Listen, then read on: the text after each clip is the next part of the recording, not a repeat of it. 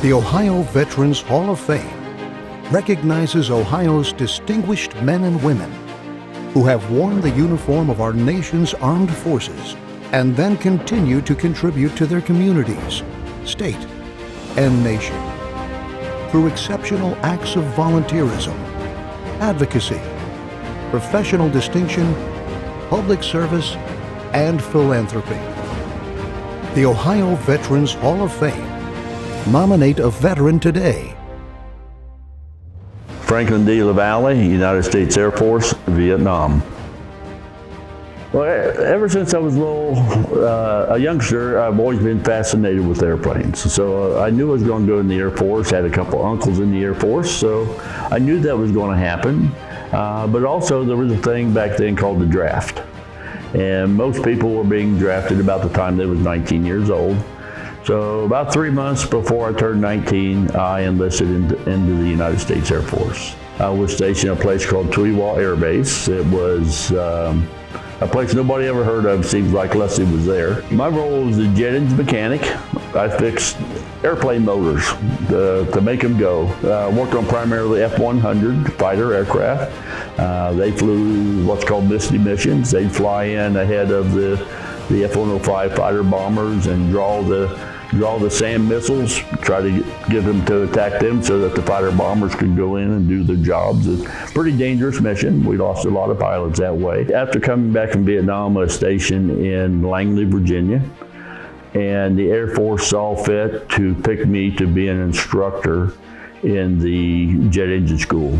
Did that for 3 years. Then my last 12 years in the Air Force, I was an Air Force recruiter here in Ohio, giving presentations in high schools and just having a great time. It led me into the job that I had for 22 years after retirement of being a county veteran service officer, going out giving presentations, taking care of veterans, and that time of the Air Force forcing me to become an instructor just altered my life. I retired from the Air Force in 1986 as a Master Sergeant E7.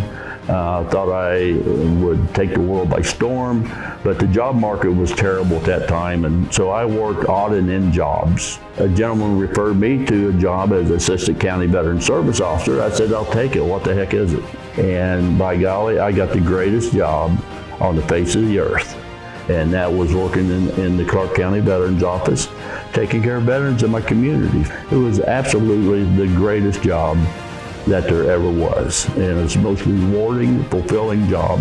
Vice President Al Gore had a program for eliminating waste and efficiency. And he had an award called the Hammer Award. So this was given out if you found a way to reduce the waste and abuse in government. And we were awarded the Vice President's Hammer Award. That was pretty cool. I served on a committee that was run by Senator John Glenn. Had a committee here in Ohio made up of veterans organizations and the County Veteran Service Officers and the VA out of Cleveland to try to create a better working relationship between the county, the veterans organizations, and the VA in Cleveland. It's really hard to explain. I've been around this business of doing veterans for a long time.